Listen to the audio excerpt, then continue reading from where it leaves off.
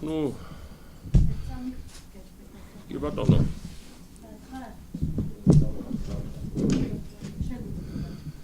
პუტინი თამაშობს გარკვეულ თამაშებს, ვთქვათ, ის ერთგვარად, მისი სპონტანური გადაწყვეტილებების შედეგად აღმოჩნდა ღრმა კონფლიქტში დასავლეთთან, მაგრამ დასავლეთში არ არის ერთსულოვნება, ერთგვაროვანი დამოკიდებულება, იმის მიმართ, რომ რუსეთის იზოლირება მოხდეს და მას ზეწოლა თანმიმდევრულად განხორციელდეს თუ არა, და როგორც ჩანს, პუტინი თამაშობს აი ამ წინააღმდეგობებზე დასავლეთის შიგნით და უნდა რომ რაღაც არგუმენტები მისცეს იმ ხალხს დასავლეთში, ვისაც არ უნდა რუსეთის იზოლაცია, ასე ვთქვათ, და ვინც უფრო შედარებით პრორუსულად არის განწყობილი, რომ აი ხო ხედავთ პუტინი რაღაც ვთქვათ, შედარებით კონსტრუქციულად იქცევა. ეს ჩვეულებრივი პოლიტიკური თამაშია ჩემი აზრით. ცხადია, პუტინის თამაში არის მსგავსი, როგორც ვთქვათ, საქართველოში ან სხვაგან, თავის სამეზობლოში. უკეთესი ვარიანტია, რომ მას ყავდეს, ასე ვთქვათ, პრორუსული მთავრობა, რომელსაც ასე თუ ისე გააკონტროლებს მეტნაკლებად და იმედი ქონდა, რომ იანუკოვიჩი იქნებოდა ასეთი, მაგრამ რა კი იანუკოვიჩის ვარიანტმა არ გაამართლა, მეორე სცენარია, რომ დესტაბილიზაცია, მუდმივი დესტაბილიზაცია იყოს ქვეყანაში, ამ შემთხვევაში უკრაინაში და შეიძლება უკრაინა ამით პრორუსული არ გახდეს, ან რუსეთის არ გახდეს, მაგრამ დასავლეთისთვისაც მიმზიდველი არ იყოს, თქვათ. ეს რაღაც მას რაღაც შანსებს უტოვებს მანევრისთვის და რაღაც პოლიტიკური თამაშებისთვის. რადგან საგარეო საკითხებით დავწყოთ, ამიტომაც კითხავთ, როგორ იცით, რომ 27-ში საქართველოს ხელს მოაწერს ევროკავშირთან ასოცირებას.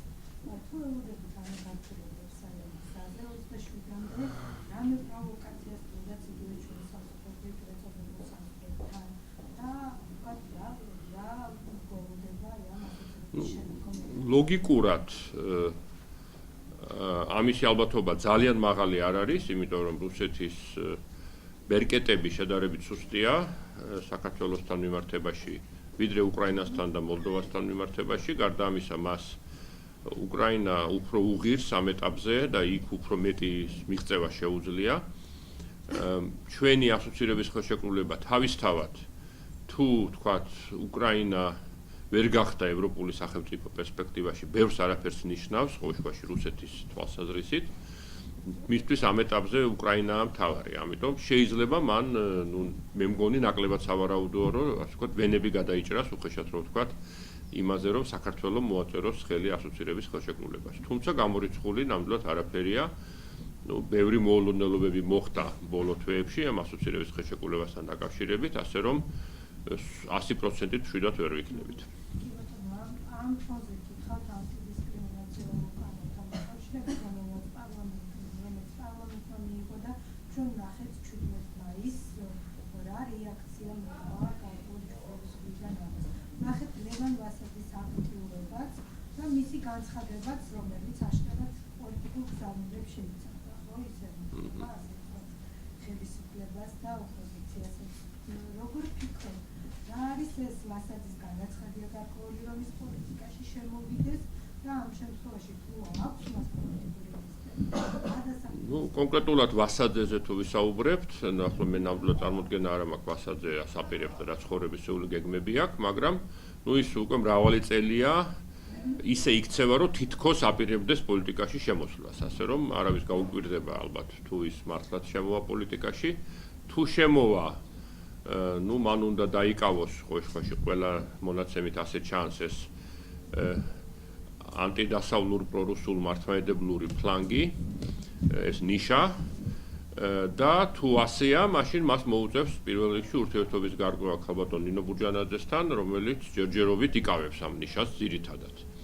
ესე იგი ის მას ან უნდა შეუერთდეს, ან უნდა სცადოს რომ გამოდევნოს ამ ნიშიდან და თვითონ გახდეს წარმომადგენელი. ნუ ეს თუ დააპირეს პოლიტიკაში წასვლას ეს ერთი თუა, მერე რამდენად წარმატებული იქნება ეს კიდევ მეორე თუა, ასე ვთქვათ, ნუ ძალიან ბევრი თუ გამოდის, მაგრამ დიახ.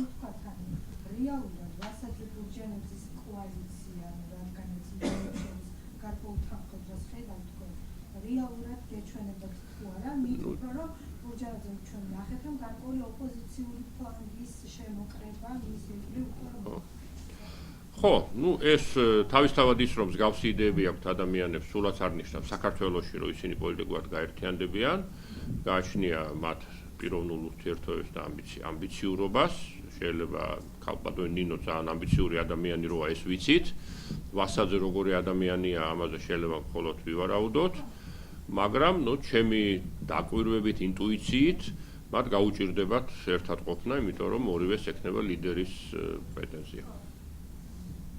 რაც შეეხება უშუალოდ ამ ანტიდისკრიმინაციულ კანონს, რომელიც პარლამენტმა მიიღო და ჩვენ ხედავთ, რომ ხელმოწერები გროვდება გარკვეული ამ კანონის წინააღმდეგ.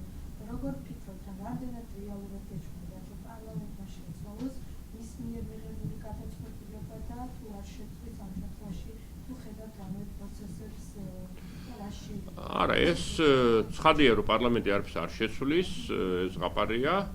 ნუ თვითონ ეს ხელმოწერების შეგროვება და ასეთი ღონისძიებები რაღაც ჩვენვეთ მაინც დემონსტრაცია თუნდაც ეს არის რაღაც აი ამ ერთგვარი ასე ვთქვათ მესამე ძალის მიერ რაღაც ნუ ძალების მოსინჯვა ასე ვთქვათ რომ აი რაღაც ხალხის მობილიზაცია გარკვეული ლოზუნგების გარშემო რომელიც არის როგორც ანტინაციონალური მოძრაობის წინააღმდეგი ხო არის და არის, მაგრამ უკვე ქართული ოცნების წინააღმდეგიც არის და უკვე ღიად ასე ვთქვათ პრორუსული და ანტიევროპული ლოზუნგით გამოდის. თავისთავად ანტიდისკრიმინაციულ კანონსაც შეეხება, ნუ გასაგებია რომ ის სინამდვილეში ახლაც არაფერს არ იძლევა და ეს უბრალოდ დეკლარაციაა და დროშაა. მაგრამ ზოგადად რო ვთქვათ, ნუ ჰომოსექსუალობისადმი დამოკიდებულება, სექსუალური უმცირესობებისადმი დამოკიდებულება ბევრ ქვეყანაში არის წინააღმდეგობრივი, ეს ბევრ ქვეყანაში იწვევს წინააღმდეგობას, მათ შორის ევროპაშიც, ამერიკაშიც და სადაც გნებავთ, ნუ ჩვენთან უბრალოდ მოხდა აი ამ საკითხის გეოპოლიტიზაცია, ასე ვთქვათ, რომ აი თითქოს ჰომოსექსუალობა რაღაც ისეთია, რასაც ევროპა გვახვევს თან და ნუ თან ნინო ბურჯანაძემ ინცესტიც დაამატა, რაც უკვე თლაც სასაცილო ხდება.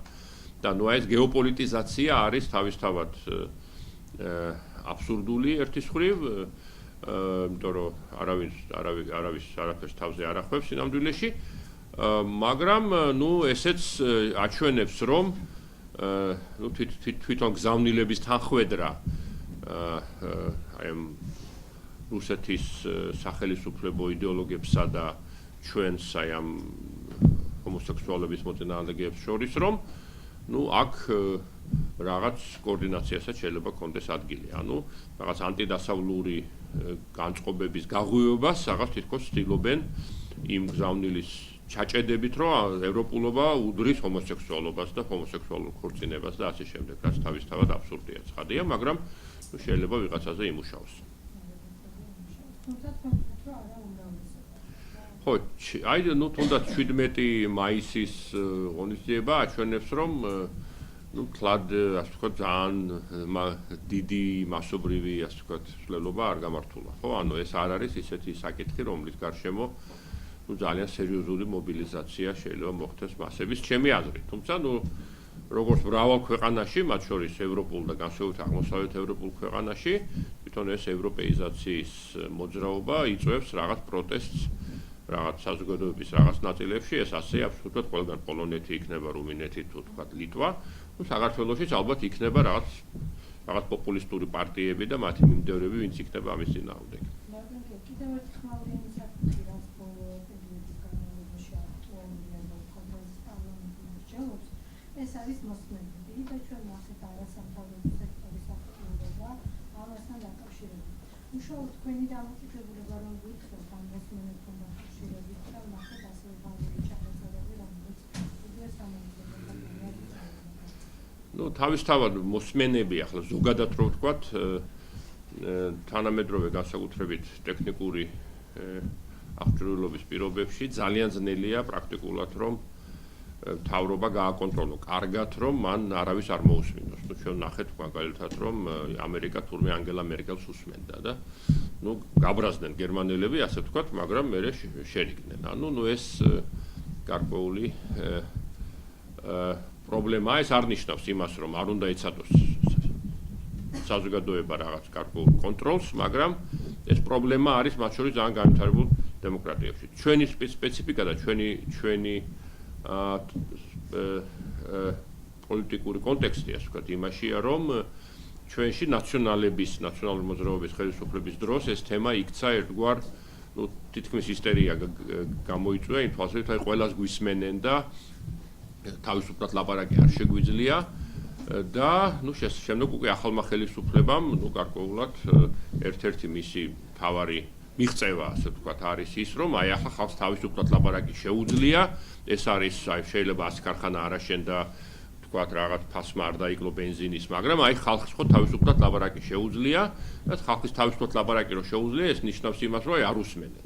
და ჩემი აზრით ეს მითი დაიმსხვრა. ახლა გასაგებია რომ ხელისუფლება თავს იმართლებს, რომ აი ისევ ნაციონალები გვისმენენ და ასე შემდეგ, მაგრამ ამის დაჯერება ალბათ რაციონალურად მოაზროვნე ადამიანს ცოტა უჭირს. როგორც ალბათ მოსალოდნელი იყო ეს ხელისუფლებაც ისევე უსმენს როგორც ნაციონალები უსმენდნენ, ან შეიძლება უფრო კარგად უსმენს, იმიტომ ამასობაში კიდე ახალი ტექნიკა შემოიტანეს სავარაუდოდ და ნუ ცხადია, ყველას არ უსმენენ, უბრალოდ არ არის საინტერესო ყველა და დიასახლისები რომ ესე იგი ღელავდნენ თქვა ნაციონალების დროს რომ ჩვენს გვისმენენო, ნუ არ უსმენდნენ არც მაშინ და არც ახლა, იმიტომ არავის არ აინტერესებს, მაგრამ ვინც აინტერესებს, სამწუხაროდ ძველი მთავრობაც უსმენდა და ახალი მთავრობაც უსმენს, როგორც ჩანს ასეა. და ამიტომ ეს მითი დაიმსხვრა და ახლა ვინ უფრო მაგრად უსმენდა, ასე ვთქვათ, ეს უკვე ამას მაინც ვერ გავიგებთ. შინაგან საქმეთა სამინისტროს ამაზე არაფერი აქვს, როდესაც აღსამთავრებლო ისმის ის რომ ქვეყნის უსაფრთხოებისთვის არის მნიშვნელოვანი, რომ მათ პირდაპირ უძღვნა კონკრეტ მობილურ ოპერატორებთან. არასამთავრობოები ევროპის გამოცდილებას იშვიებდნენ და ამბობდნენ, რომ ევროპაში ნუ ეს კამათი არის ზუსტად იგივე კამათი, რაც იმავე არასამთავრობოებს ჰქონდათ წინა ხელისუფლებასთან, ასე რომ ეს რა თქმა უნდა ეს კამათი არის სრულიად ლეგიტიმური, ზუსტად სად უნდა გავიდეს ეს წითელი ხაზი და ასე ვთქვათ, ზუსტად რა პროცედურებით უნდა გააკონტროლო ხელისუფლება, ახლა მე